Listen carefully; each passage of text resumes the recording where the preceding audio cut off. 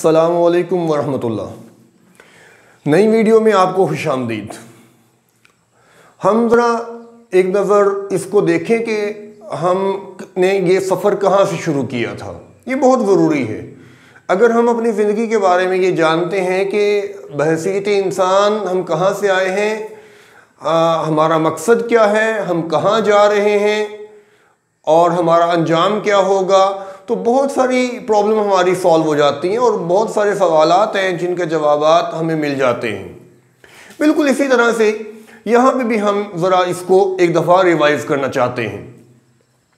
हमने बात शुरू की थी केमिस्ट्री से, और केमिस्ट्री में दो चीज़ें बुनियादी होती हैं जिनके बारे में हमें पता है, एक एलिमेंट और दूसरा कंपाउंड। और इनका आपस में रिलेशन कुछ इस तरह से है कि एलिमेंट्स मिलकर कंपाउंड बनाते हैं। अब ये कंपाउंड कैसे बनाते हैं, तो इसके बारे में नजरिया ये है, इसके बारे में कॉन्सेप्ट ये है कि एलिमेंट आपस में बॉन्ड करते हैं और उससे कंपाउंड बनता है। ये बॉन्ड क्या चीज है, तो बॉन्ड एक फोर्स है। फोर्स वो फोर्स जो एटम्स को या आयंस को आपस में जोड़ती है, जिससे मॉलिक्यूल बनते हैं। अब ये फोर्स किस तरह की हो सकती है, तो हमें पता लगा लीवेस और कोसल के नजरिए के मुताबिक कि ये फोर्स आयनिक हो सकती है, ये कोवलेंट हो सकती है और बाज़ औक़ात ये कोऑर्डिनेट कोवलेंट भी होती है। लेकिन कोऑर्डिनेट कोवलेंट भी दरअसल कोवलेंट ही है। बुनियादी तौर पर ये फोर्स या आयनिक है या कोवलेंट है। और उसमें भी हमने ये देखा कि कोई भी बॉन्ड 100% आयनिक नहीं होता। इसलिए अगर इस सारी बात को हम किसी एक नुक्ते पर इकट्ठा करना चाहें तो हम ये कह सकते हैं कि बॉन्ड कोवलेंट ही होता है। ज्यादा हो या कम हो, उसमें परसेंटेज वाइज, करैक्टर वाइज ज्यादती हो या कमी हो, लेकिन बॉन्ड जो है वो बेसिकली कोवलेंट है, उसमें शेयरिंग होती है। तो ये आइडिया जो है ये शुरू पे बहुत पॉपुलर रहा और इसने इस प्रॉब्लम को बड़े बेहतर तरीके से हल कर दिया कि एलिमेंट्स से कंपाउंड कैसे बनते हैं। लेकिन जैसे जैसे एटम की स्ट्रक्चर को समझा गया, इलेक्ट्रॉन की नेचर को समझा गया, तो कई एक सवालात पैदा हुए और उन सवालात का जवाब इस कॉन्सेप्ट के पास नहीं था। उन सवालात में से दो सवाल फिलहाल बुनियादी अहमियत के हामिल हैं, और उनमें एक सवाल ये है कि शेयरिंग ऑफ इलेक्ट्रॉन असल में है क्या चीज, इसका मतलब क्या है। शेयरिंग ऑफ इलेक्ट्रॉन किसे कहेंगे, क्या मुराद है इससे।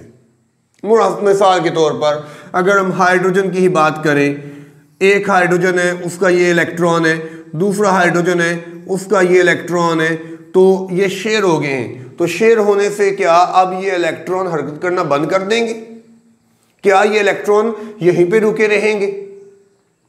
तो असल में ये चीज है क्या, शेयरिंग किसे कहते हैं। तो ये एक सवाल था जिसके बारे में लीवेस और कोसेल का आइडिया जो है वो कोई तसल्ली बख्श जवाब नहीं दे सका। फिर दूसरी बात ये कि मॉलिक्यूल की शेप किस तरह से होगी, तो उसके बारे में भी कई एक क्वेश्चन है। मिसाल के तौर पर अगर हम देखें पानी के मॉलिक्यूल को या और कार्बन डाइऑक्साइड के मॉलिक्यूल को, तो देखने में दोनों मॉलिक्यूल एक जैसे लगते हैं क्योंकि दोनों मॉलिक्यूल के अंदर 3-3 एटम मौजूद है। लेकिन जब शेप को देखा गया तो शेप इसकी बेंट शेप होती है और शेप इसकी जो है वो लीनियर होती है। तो शेप ऑफ मॉलिक्यूल के बारे में जो थ्योरी थी, जो कॉन्सेप्ट था, जो कोसेल और लीवेस के बाद में इंट्रोड्यूस किया गया, उस पर बहुत तफसील से हमने वीडियोस के अंदर बात की है। वो कॉन्सेप्ट वेस्पर का कॉन्सेप्ट है, वो मॉडल वेस्पर मॉडल है, और वेस्पर मॉडल बड़े अच्छे तरीके से मॉलिक्यूल की शेप के बारे में हमें अंडरस्टैंडिंग देता है, हमें समझाता है। अभी फिलहाल जो आज हम टॉपिक शुरू करने जा रहे हैं, या आज जिस नुक्ते पर हम पहुंच चुके हैं, वो है कि शेयरिंग ऑफ इलेक्ट्रॉन का हम मतलब जान सकें कि शेयरिंग ऑफ इलेक्ट्रॉन का क्या मतलब है। तो वैलेंस बॉन्ड थ्योरी वो पहली थ्योरी है, वो पहली अटेम्प्ट है जो इस सवाल का जवाब हमें देती है। इस थ्योरी की जो असलियत है, इसका जो मेन कॉन्सेप्ट है वो वेव मैकेनिकल मॉडल पे बेस करता है। श्रोडिंगर का कॉन्सेप्ट है जो 1927 में उसने इंट्रोड्यूस किया, एटम का वेव मैकेनिकल मॉडल।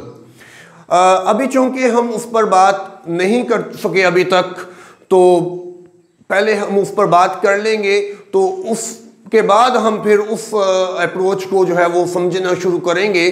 फिलहाल के लिए हम वीबीटी को बेसिक लेवल पर देखना चाहते हैं कि बेसिकली वीबीटी हमें किस तरह से बताती है कि शेयरिंग ऑफ इलेक्ट्रॉन क्या चीज़ है। और उसमें जो पहला इंपॉर्टेंट पॉइंट है, जिसे हम पॉस्टुलेट्स भी कहते हैं, मेन पॉइंट भी कहते हैं, वो ये है कि वीबीटी के अकॉर्डिंगली वैलेंस शेल में पाए जाने वाले जो ऑर्बिटल्स होंगे वो ही बॉन्डिंग में पार्टिसिपेट करते हैं। अगर हम ये कहते हैं कि इलेक्ट्रॉन शेयर कर रहे हैं, तो इलेक्ट्रॉन शेयर करने का दरअसल मतलब ये होता है कि इलेक्ट्रॉन जिस ऑर्बिटल में मौजूद है वो ऑर्बिटल आपस में मिक्स हो जाते हैं। ये एक एटम है, ये दूसरा एटम है, एक एटम का ऑर्बिटल है, दूसरे एटम का ऑर्बिटल है, तो दोनों आपस में मिक्स हो जाएंगे और इसी मिक्स को जो है वो ओवरलैप कहा जाता है और इसी मिक्स को हम शेयरिंग ऑफ इलेक्ट्रॉन कहते हैं। और बाकी जो एटम होता है वो बॉन्डिंग में हिस्सा नहीं लेता, वो शेयरिंग के अंदर वो ओवरलैपिंग में हिस्सा नहीं लेता। हर एटम अपनी आइडेंटिटी को बरकरार रखता है, सिर्फ उसके जो वैलेंस शेल ऑर्बिटल होते हैं वो बॉन्डिंग में हिस्सा लेते हैं। एक बात। दूसरी बात जो इसमें है वो ये है कि ऑर्बिटल हम समझते हैं कि वो 3 डिफरेंट स्टेट में एग्जिस्ट करता है।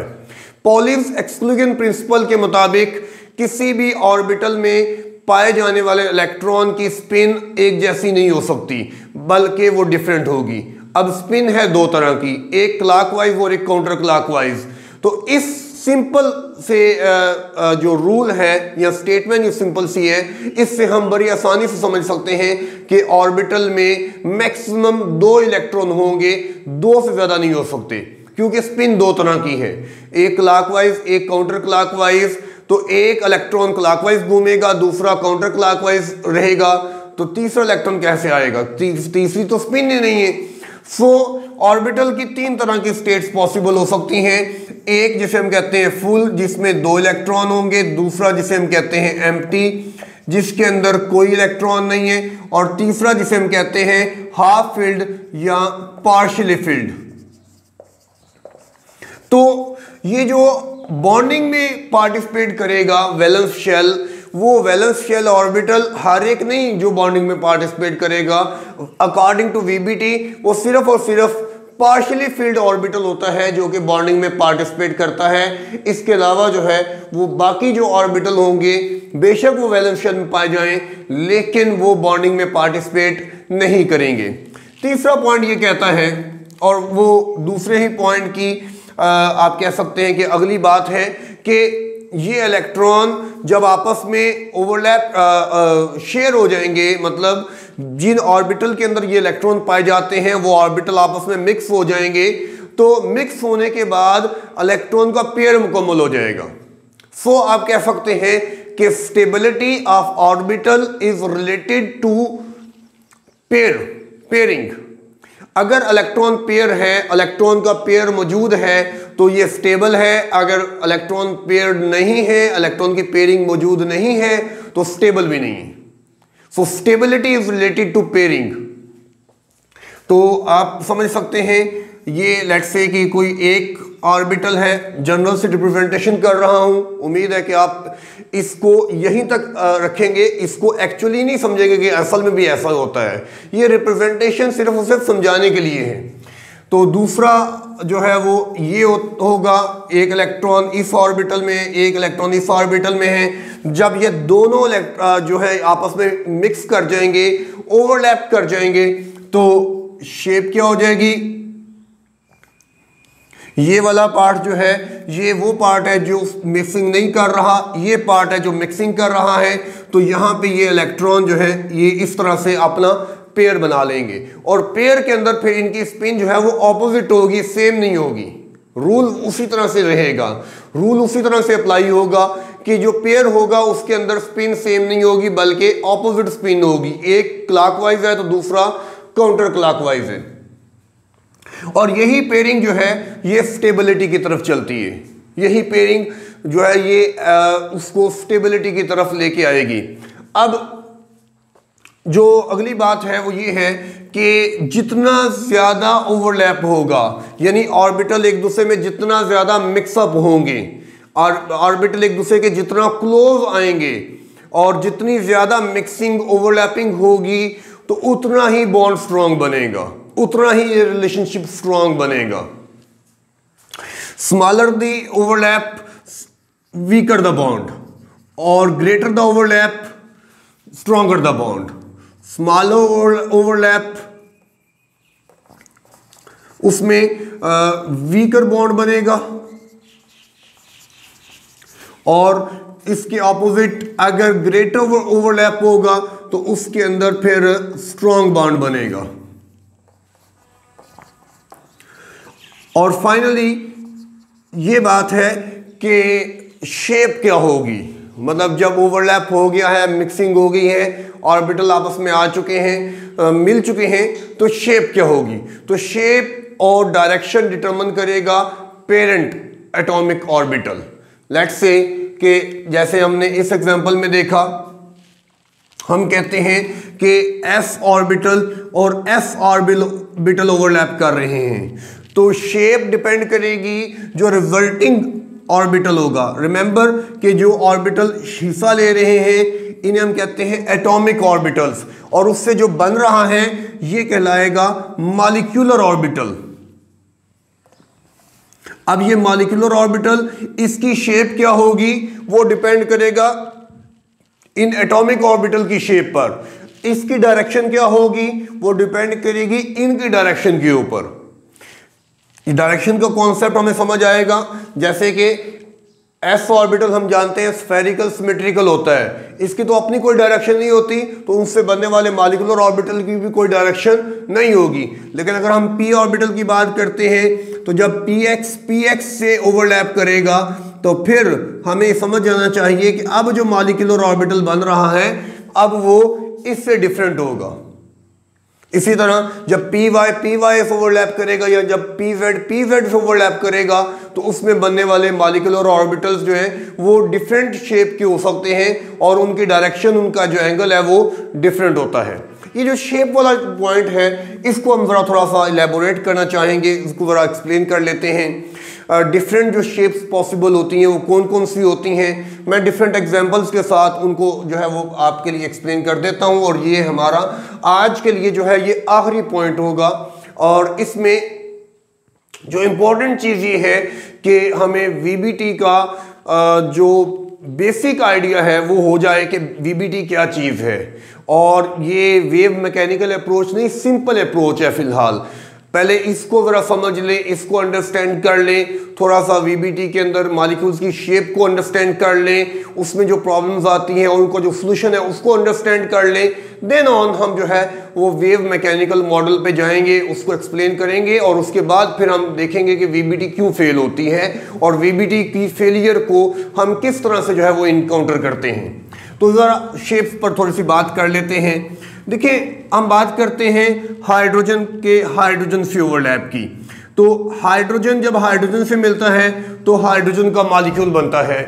तो ये कैसे होता है, हम जानते हैं कि हाइड्रोजन एटम की कॉन्फ़िगरेशन 1s1, उसमें एक ही ऑर्बिटल होता है s ऑर्बिटल, उसमें एक इलेक्ट्रॉन पाया जाता है। सो रिप्रेजेंटेशन करते हुए हम कह सकते हैं कि ये एक हाइड्रोजन है, उसका s ऑर्बिटल है और उसमें इलेक्ट्रॉन है, और ये दूसरा हाइड्रोजन है और उसमें भी उसका जो है वो s ऑर्बिटल है, उसमें भी इलेक्ट्रॉन है। इलेक्ट्रॉन कहाँ पे है, ऑब्वियसली ये पॉजिटिव चार्ज है, इसके गिर्द नेगेटिव क्लाउड जो है वो इलेक्ट्रॉनिक क्लाउड है और वो नेगेटिव चार्ज को रिप्रेजेंट कर रहा है। तो जब ये दोनों मिक्स होंगे तो आप समझ लें जैसे दो बबल है, तो दो बबल मिक्स हो रहे हैं, तो ये दो बबल मिक्स होकर क्या होगा, ये एक लार्जर बबल क्रिएट करेंगे। तो शेप क्या हो जाएगी, शेप हो जाएगी कुछ इस तरह से।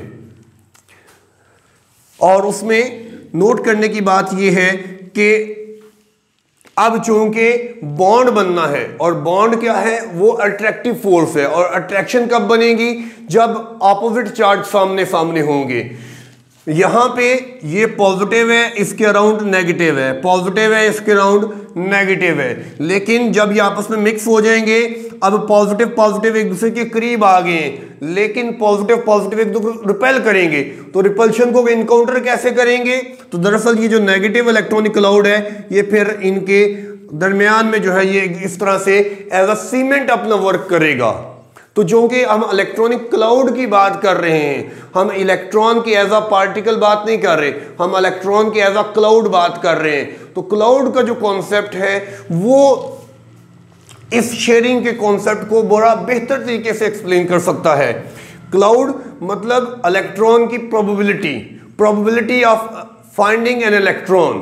तो जहां पे हम कहते हैं कि प्रोबेबिलिटी ज्यादा है, तो यहां पे इलेक्ट्रॉन के होने के चांसेस ज्यादा हैं। तो पहले यहां पे क्या था, यहां पे एटॉमिक ऑर्बिटल के अंदर probability of finding an electron, जो इलेक्ट्रॉन की प्रेजेंस है वो अराउंड द न्यूक्लियस ज्यादा थी, यहां पे भी यहां पे भी। लेकिन मॉलिक्यूलर ऑर्बिटल के अंदर अब यहां पे केस क्या है कि अब probability of finding an electron दोनों न्यूक्लियस के दरमियान ज्यादा है। सो हम कह सकते हैं कि यहां एटॉमिक ऑर्बिटल में इलेक्ट्रॉन न्यूक्लियस के गिर्द मौजूद था, लेकिन मॉलिक्यूलर ऑर्बिटल में इलेक्ट्रॉन दोनों न्यूक्लियस के इन बिटवीन मौजूद है। तो ये हमारे पास जो है ये s और s के ओवरलैप से बनने वाला एटॉमिक ऑर्बिट और मॉलिक्यूलर ऑर्बिटल है, जो दरअसल हाइड्रोजन मॉलिक्यूल को रिप्रेजेंट करता है। अब जरा कुछ और एटॉमिक ऑर्बिटल्स की ओवरलैपिंग भी जरा समझते हैं। हम बात करते हैं हाइड्रोजन और फ्लोरीन की हाइड्रोजन फ्लोरीन मिलकर हाइड्रोजन फ्लोराइड बनाते हैं। हम जानते हैं कि इनके दरमियान किस तरह से बॉन्ड पॉसिबल होगा कि हाइड्रोजन की कॉन्फ़िगरेशन 1s1 और फ्लोरीन की configuration 1s2 2s2 2px1 2py2 और 2pz2। तो ये कॉन्सेप्ट भी क्लियर होना चाहिए कि जब हम इलेक्ट्रॉन की डिस्ट्रीब्यूशन कर रहे होते हैं तो हम कहीं पे भी इलेक्ट्रॉन कम ज्यादा कर सकते हैं। जरूरी नहीं कि x में ही 2 हो, y में 2 हो और z में 1 हो। तो x के अंदर भी 1 रखना जो है वो हमारे लिए मुमकिन होता है। तो नोट करिएगा, ये हमारे पास s ऑर्बिटल है हाइड्रोजन से, और ये हमारे पास 2px ऑर्बिटल है फ्लोरीन से। तो यहां पे जो है s ऑर्बिटल चूंकि स्फेरिकल सिमेट्रिकल होता है, लिहाजा उसमें इलेक्ट्रॉन की डिस्ट्रीब्यूशन न्यूक्लियस के चारों तरफ बराबर होती है। लेकिन जब हमने बात की है px की या py की और pz की, तो फिर चूंकि वो डायरेक्शन रखते हैं, उनकी एक डायरेक्शन होती है, तो प्रोबेबिलिटी जो है वो उसी डायरेक्शन पे होती है। लाइक px है तो उसकी जो प्रोबेबिलिटी ऑफ फाइंडिंग इलेक्ट्रॉन है वो x एक्सिस के अलॉन्ग है, वो x एक्सिस पर है, वो y एक्सिस या z एक्सिस पर आपको नहीं मिलेगी। लेकिन यहां पे वो x, y और z तीनों एक्सिस पे जो है वो सेम होगी। तो प्रोबेबिलिटी का जो कॉन्सेप्ट है ये तो थोड़ा बहुत हमारे जहन में है, इसलिए हम फिलहाल इसको समझ सकते हैं। हाँ, इसकी जो डिटेल अंडरस्टैंडिंग है वेव मैकेनिकल मॉडल के बारे में, तो उस पर इंशाल्लाह नेक्स्ट आने वाली वीडियोस में हम कभी बात करेंगे, और उसके बाद फिर हम जो है वीबीटी का वेव मैकेनिकल बैकग्राउंड जो है उसको स्टडी करेंगे। तो फिलहाल इसकी ओवरलैपिंग जब होगी तो थोड़ा सा इमेजिनेशन से काम लें। ये एक बबल है सर्कुलर, ये बबल है पहले ही डंबल शेप है, तो जब ये आपस में मिक्स होंगे तो उसका नतीजा क्या निकलेगा, ऑब्वियसली ये एक बड़ा बबल हो जाएगा। इस डंबल जो है ये इसका एक लोब जो है वो बड़ा हो जाएगा और दूसरा लोब जो है वो छोटा रहेगा। और एक न्यूक्लियस तो हमें नजर आएगा जो यहाँ पे है, और दूसरा न्यूक्लियस कहाँ पे होगा, वो यहाँ पे अंदर कहीं यहाँ मौजूद होगा। और इलेक्ट्रॉनिक डेंसिटी जो है, इलेक्ट्रॉनिक क्लाउड, वो ऑब्वियसली इन दोनों न्यूक्लियस के दरमियान और इस न्यूक्लियस के कहीं गिर्द यहाँ पे पाई जाएगी। मैक्सिमम इलेक्ट्रॉनिक डेंसिटी जो है, इलेक्ट्रॉनिक क्लाउड जो है वो यहाँ पे एग्जिस्ट करेगा। इसके बाद थोड़ा सा आगे चलते हैं और फ्लोरीन पर बात करते हैं। जब फ्लोरीन के साथ बॉन्ड करेगी तो एक फ्लोरीन के अंदर ये px ऑर्बिटल, दूसरे फ्लोरीन का भी px ऑर्बिटल, ठीक है, ये भी आ गया 2px, ये भी आ गया 2px। तो जब ये आपस में मिलेंगे तो रिजल्टेंट क्या है, इमेजिनेशन आपको बहुत आसानी से समझा सकती है। अगर आप इमेजिन करना पसंद नहीं करते तो फिर इसको समझना जो है ये हमारे लिए मुश्किल हो जाएगा। लेकिन अगर आप इसको थोड़ा सा विजुलाइज करने की कोशिश करें तो बड़ी आसानी समझा जा सकता है कि जब ये आपस में मिक्स करेंगे, ओवरलैप करेंगे, तो रिजल्टेंट जो है वो एक टॉफी सी बन जाएगी। ये रिजल्टेंट डिफरेंस होगा, न्यूक्लियस यहाँ पे है और यहाँ पे है, और मैक्सिमम इलेक्ट्रॉन कहाँ पे होंगे, इलेक्ट्रॉनिक क्लाउड जो है वो दोनों न्यूक्लियस के दरमियान में। देखिए बॉन्डिंग का कॉन्सेप्ट ये है, बॉन्डिंग अट्रैक्शन है, और अट्रैक्शन तभी होगी जब इलेक्ट्रॉन और न्यूक्लियस के दरमियान अट्रैक्शन पॉसिबल हो। और वो कब पॉसिबल है कि दोनों न्यूक्लियस के दरमियान कहीं इलेक्ट्रॉन डेंसिटी आपको मिले। तो ये इसके बगैर पॉसिबल नहीं है। तो आपको इमेजिन यही करना है, समझना यही है कि इलेक्ट्रॉनिक क्लाउड, या जिसे हम कहते हैं probability of finding an electron, वो मैक्सिमम है दोनों न्यूक्लियस के दरमियान में, तभी तो बॉन्ड है। अगर नहीं है तो फिर बॉन्ड भी नहीं। तो ये कॉन्सेप्ट जो है वेव मैकेनिकल मॉडल को देखते हुए बड़ी आसानी से हम क्लैरिफाई कर पाएंगे। लेकिन फिलहाल इस चीज को जहन में रखें, इसको याद रखें, इसको भूलिएगा नहीं। कोई बंदा ये भी कह सकता है, और ऑब्वियसली किसी भी स्टूडेंट के जहन में सवाल आ सकता है कि सिर्फ px के साथ ही क्यों, क्या कभी py के साथ या pz के साथ ओवरलैप नहीं करेगा? तो अगर वो ओवरलैप करेंगे तो फिर उसका रिजल्ट क्या होगा? लेट्स से कि अगर हम py से ओवरलैप की बात करते हैं, ये एक py ऑर्बिटल है और ये भी एक py ऑर्बिटल है, 2py और 2py, अगर ये आपस में ओवरलैप करते हैं तो फिर इसका नतीजा क्या होगा? तो आप सोच लें, समझ लें क्या होगा। जो भी हो सकता है वो आप यहां पे ड्रा कर दें। देखें, जब हम मिक्सिंग की बात कर रहे हैं तो इलेक्ट्रॉनिक क्लाउड के मिक्स होने की बात हो रही है। Obviously electronic cloud orbital mix हो सकते हैं, न्यूक्लियस मिक्स नहीं हो सकते, क्योंकि न्यूक्लियस पर तो पॉजिटिव चार्ज को रिपेल करता है, और न्यूक्लियस की पेयरिंग के बारे में हमारे पास कोई एविडेंस नहीं है। हम न्यूक्लियस की पेयरिंग पे बात नहीं करते, इलेक्ट्रॉन की पेयरिंग का तो हमें पता है, इसलिए ऑर्बिटल की मिक्सिंग होना, इलेक्ट्रॉन की पेयरिंग होना, ये हमें पता है। तो वो हम बात करेंगे।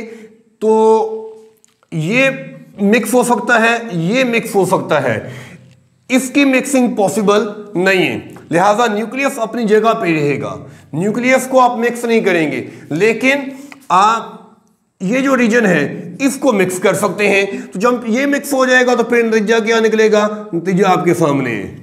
अब ये आपके लिए एक बर्गर बन जाएगा, ठीक है। तो मेरा ख्याल है टॉफी से बर्गर ज्यादा बेटर है, लेकिन खैर आप इसको कैसे भी अंडरस्टैंड कर सकते हैं, जैसे भी आप इसको याद रख सके। ये चीज़ें सिर्फ याद रखने के लिए हैं, इस्तेमाल करने के लिए नहीं है। तो आप इन्हें याद रखने के लिए सिर्फ जहन में रखें कि कब टॉफी शेप बन रही है, कब बबल शेप बन रही है, और कब जो है वो बेसबॉल शेप बन रही है, और कब जो है वो बर्गर शेप बन रही है। तो ये शेप्स आपको याद रखने में हेल्प करेंगी। लेकिन इस सारी डिस्कशन के बाद मेरा ये चौथा जो पॉइंट है, ये बहुत क्लियरली जो है ये आपके सामने हो जाना चाहिए कि मॉलिक्यूलर ऑर्बिटल की जो शेप है वो डिपेंड करेगी एटॉमिक ऑर्बिटल के ऊपर। एटॉमिक ऑर्बिटल की शेप डिटरमिन करेगी मॉलिक्यूलर ऑर्बिटल की शेप क्या है। एटॉमिक ऑर्बिटल की डायरेक्शन डिटरमिन करेगी कि मॉलिक्यूलर ऑर्बिटल की डायरेक्शन क्या है। आप देख ले, एक्स पी एक्स के साथ ओवरलैप कर रहा है तो क्या हो रहा है, और पी वाई से ओवरलैप कर रहा है तो क्या हो रहा है। तो वीबीटी के बारे में मजीद कुछ बातें, कुछ मॉलिक्यूल्स की शेप के बारे में, कुछ प्रॉब्लम्स के बारे में और उनके सोल्यूशन के बारे में आने वाली वीडियो में इंशाल्लाह बात करेंगे। अगर आपको कोई क्वेश्चन हो तो कमेंट सेक्शन में ज़रूर बताएं, और वेव मैकेनिकल ट्रीटमेंट को मत भूलिएगा, हम उस पर बात करेंगे, लेकिन उसके लिए पहले हमें वेव नेचर को समझना पड़ेगा। अल्लाह हाफिज़।